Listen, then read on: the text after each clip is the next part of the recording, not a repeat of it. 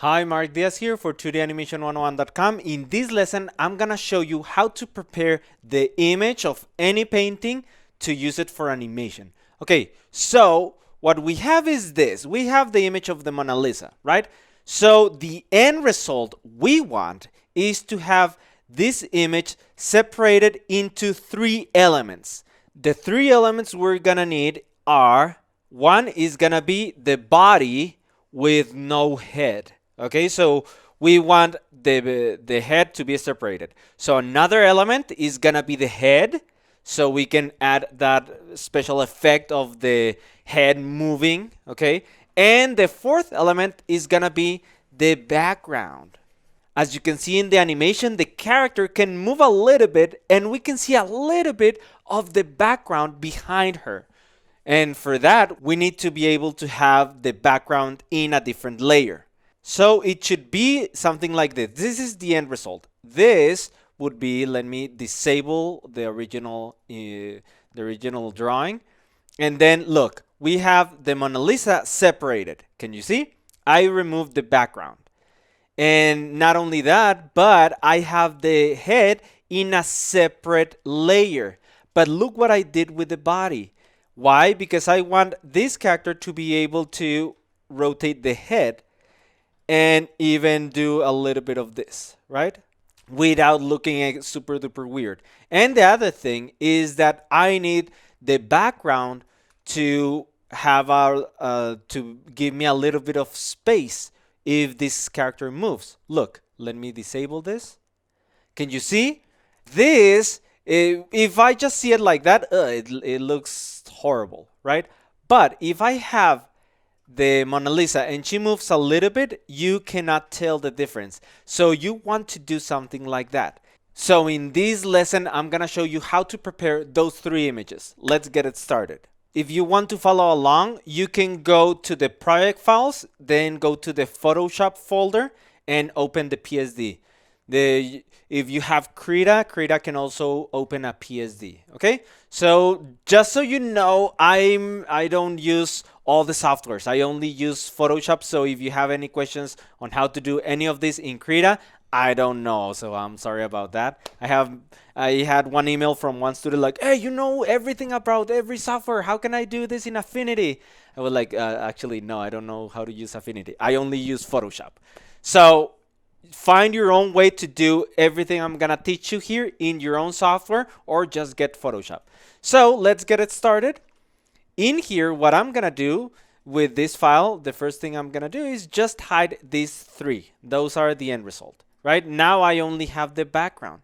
The first thing I'm gonna do, let me set up my working panel like this. The first thing I'm gonna do is just take the background and duplicate it. I can do that by just selecting the background in Photoshop and pressing Ctrl J. That creates a new duplicate. I can also do that. Let me delete it to show you another way. You can just go to Layer menu, then New Layer, and then Layer via Copy, which is Ctrl J. See? Now I'm gonna have this and call it Mona Lisa, and this one is gonna be the background. In Photoshop, you can erase any person or anything to create a background super duper easy and super quick when you use this tool, the Content Aware Deletion tool.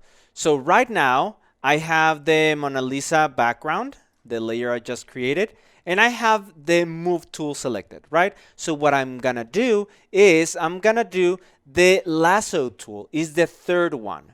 You can just click and hold. So if you maybe you have the polygonal lasso tool, I'm just gonna change it to lasso tool.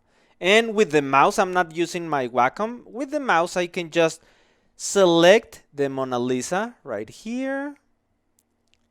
And then I'm gonna delete it, but keeping the painting from behind. For that, I go to Edit and then Fill. I can also press Shift F5. And from there, from Contents, just have Content Aware, Color Adaptation, Normal, Opacity 100%, and then press OK. It takes a couple of seconds, and there you go. That's how you prepare the background super duper fast and super quick. Now, for those of you who don't have Photoshop, you're missing out. But I'm gonna show you how to do it if you have another tool called the clone tool. The other way to do this is by using a tool that I have seen in other software. I think Affinity has the clone tool. It's called, in Photoshop, it's called like this, clone stamp tool. So I can just click on it. You can click and hold, and instead of pattern, make sure it's the clone stamp tool, right? By the way, if you have Photoshop, just do the other process and move on. Skip on in this lesson until I get to the next part. Okay, I'm zooming in, I'm pressing Control Space. And by the way, if you're totally new to Photoshop, let me show you how to navigate super quick. If you press Control Space and then click, you zoom in. Control Alt Space and then click, you zoom out. And if you're zoomed in, you can just press Space and then click and drag. Okay, so I'm gonna be using this. And to change the size, you can use the brackets. Closing bracket to make it small, opening bracket, no, I mean open to make it small, and close bracket to open, make it big. And then after this, I'm gonna select a pattern like this one. I just Alt, click, and then move my mouse, and then click, and then Alt, click again, and then again, and then Alt, click, click, Alt, click, click, Alt, click, click, Alt, click, and that's how I do this. Whoops! In here, be careful because we don't want this edge like that. Can you see? Let me use the annotations tool. Oops, no.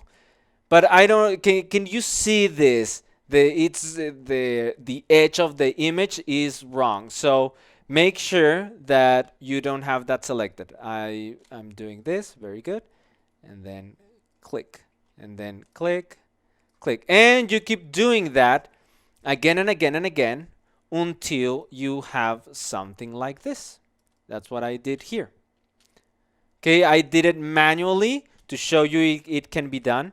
So right now what I'm gonna do is I'm gonna do it manually and speed up this so I don't take a lot of your time. Okay, this is gonna be in fast forward. And there we go. We have a background. All I did was stamping this all over the place. And if we put the drawing, the painting, it's not gonna be that bad. You see, it's super duper easy. Now this is the first layer, right? Now I'm gonna show you how to extract the body and the head. For that, I'm gonna go to background and then make another duplicate, pressing Ctrl J. There it is. Now this one, I'm gonna put it on top of the background, and this is gonna be Mona Lisa body. There you go. That's gonna be the body. So for this, all I have to do is erase everything and just leave the Mona Lisa, right? For this one. So let me hide these two layers, the layers below, and then select the Mona Lisa body in the layers panel. Then select the eraser. I can select it from the toolbar or just press E, which does the same. And then I can make it bigger. Remember how to make it bigger with closing brackets. Then make sure the flow is on 100% and the opacity to 100% and the mode to brush. Let's zoom in. I'm pressing Ctrl Space. I can be deleting this very carefully. That's one way. Or the eraser can be very useful if you have a screen tablet and you use your pen, right? Now, what if you don't have a screen tablet? Well, there's another way that you can do this a little bit more carefully. If you use the lasso tool, and actually for this lesson, I'm gonna use the mouse. I'm gonna use the polygonal tool. I'm just click and hold in the lasso tool, and then I'm still holding my click, then polygonal lasso tool. So for this, I'm gonna extract the Mona Lisa. I can click and then click, click, click very carefully.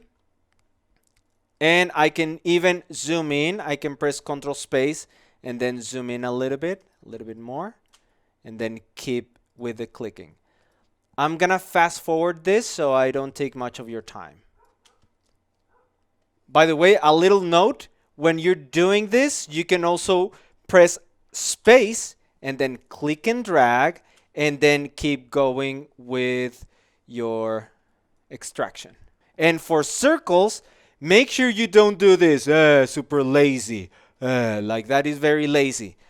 In the keyboard, if I mess up, I can just press backspace. Backspace, which in the keyboard is this. This is the backspace. For anyone who doesn't know English very well, this is the backspace, right? The one you use to delete text. Let me go back.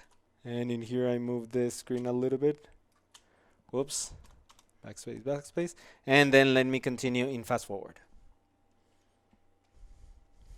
Now to close the loop, all you have to do is put the mouse in the closing part, and you can see that little circle in the icon. That means that it's gonna close the loop. Very good. Now in the keyboard, I can press Ctrl-0 to zoom out, and then I'm gonna extract. I'm gonna press Ctrl-J. This is the layer I wanted.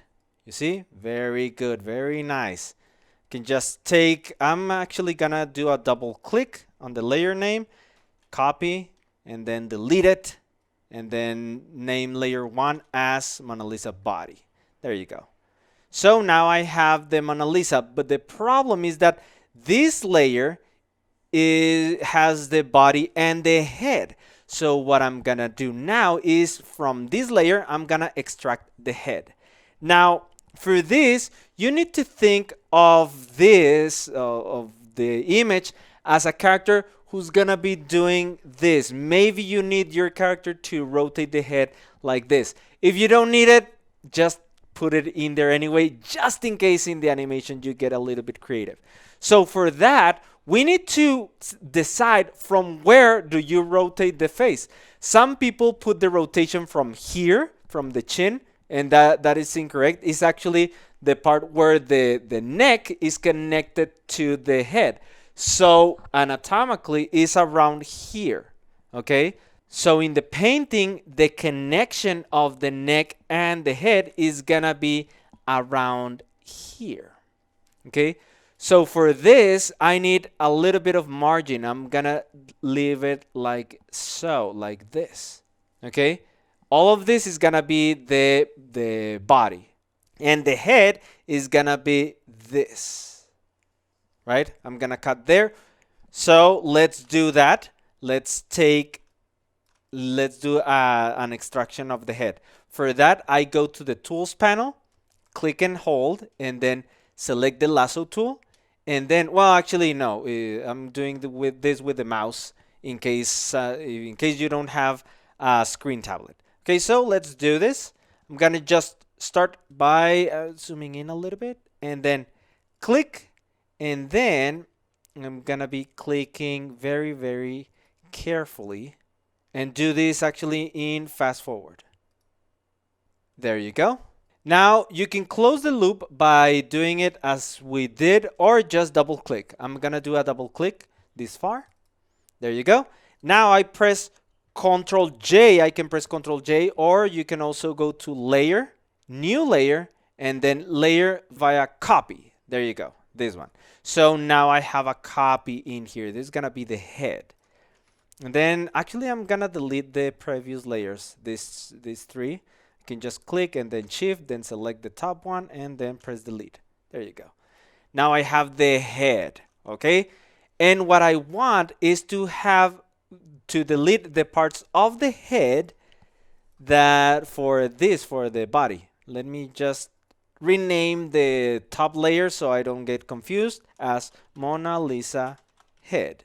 And here's something a little bit tricky. To make this as easy as possible, I like to put the layer body on top of the head. So when I start deleting, I can see if there's any mistakes. Let me show you what I mean.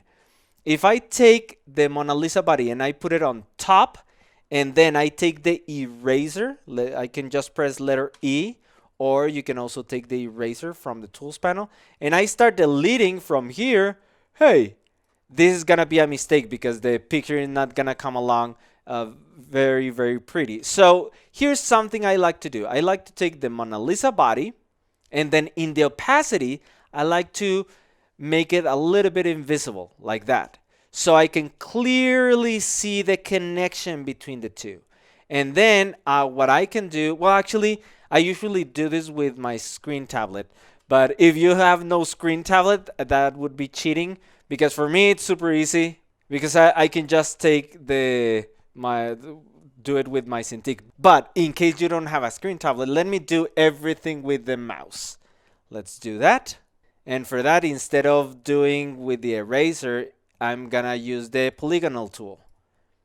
Polygonal lasso tool. So in here, I can just click. I have the Mona Lisa body. Remember, make sure you don't have the head selected in the layers panel. Make sure you have the Mona Lisa body selected. That's why I like to name them. And then I do this in fast forward. And that's it. Now what I'm gonna do is close the loop, but instead of making an extraction, I'm just gonna press delete. And what that does is that it deletes that part. Let me hide the head, so you can see now I removed the parts that I don't need, right? Now I can deselect the mask. One way to do it is just click inside the mask, or another way to do it, let me undo that. Another way to do it, the one that I prefer, is to go to the select menu and then press deselect. I have the shortcut Control D. All right, now I can bring the opacity up to 100%. And what I'm gonna do is I'm gonna delete the face and just leave a shadow. Why? Let me put the Mona Lisa head on top. I just made it visible by clicking on the visibility switch right here. And then I just click and drag, put it on top. Take the move tool to show you. This is on top. So if I start rotating, I don't want this little part to be showing. I want this to be dark. Okay? If the Mona Lisa moves the head a little bit, I don't want these parts of the skin to be showing. So to avoid that, I'm gonna hide the head, then take the Mona Lisa body and use the stamp tool. But this time, I'm gonna make it a little bit smaller, like this. And then Alt, click to select a sample, and then click. And then let me zoom in, and then, well, maybe we can make it a little bit bigger. Alt click, then click. Alt click, click. I'm gonna make this in fast forward. It's a little bit time consuming. Oh, by the way, something I want to avoid is to have this little fading. Let me select another tool. This little fading, can you see? I don't want that to be part of the image. I want this to be inside. So what I'm gonna do is I'm gonna duplicate this image. Let me undo that. Let me undo all that. Control Shift Z until there. So what I'm gonna do is I'm gonna duplicate. Let me tell you why. Because it's gonna make a fix. Let me do a quick demonstration. I'm gonna use this. I'm gonna use a mask, for example. This is just an explanation. Don't do this. Oops, let me undo. If I do this and I get outside, there's nothing I can do about it. But let me undo. If I press Control J and I have a duplicate and I go outside with the clone stamping tool, I can just go to the layers panel and then press Alt and put the mouse between those two layers and then click. And there, it stays inside. So that's why I'm gonna do this duplicate. Okay, now with that duplicate, not the original one, this is gonna be the duplicate. Copy, let me put a copy there. And then with the stamp tool, I can press S or select it from the toolbar, stamping tool. And then now I'm gonna do this. Let me do this in fast forward. And right now you can see that it's going outside. So let me do the masking, Alt, and then the mouse in between those two layers, click. There you go. Now it stays inside. Alt click. and I continue in fast forward. There you go. Now the entire head is black. So I can have the head on top of that layer, and this layer, I'm gonna select the Mona Lisa head. By the way, I showed it by clicking on the little visibility switch. Just click there and it shows. I have it selected. I have the move tool selected, and then I click and drag, and now it's not showing the little skin, right? The little face that was showing in the duplicate. Very good. Now this is prepared. The problem is that we have two layers in here in the layers panel. So what I'm gonna do is select both of them. You can select both by holding Control and clicking on the next layer. And then in Photoshop, I can just press Control E and it merges them. Or let me undo that. I can go to Layer menu and then Merge Layers, Control E. There you go. Now this is a single layer. Let's remove the word copy. I just double click to rename layers in Photoshop. You just double click and then you rename them. And then press enter. So now I have the three layers I needed. I have the Mona Lisa, the background. Then I have the body. And then I have the head. Very good. That's it for this lesson. Now in the next lesson, I'm gonna show you how to export each of these images so you can integrate them again inside Cartoon Animator and do all the preparation for the rigging and have this painting come to life. Okay? See you in the next lesson.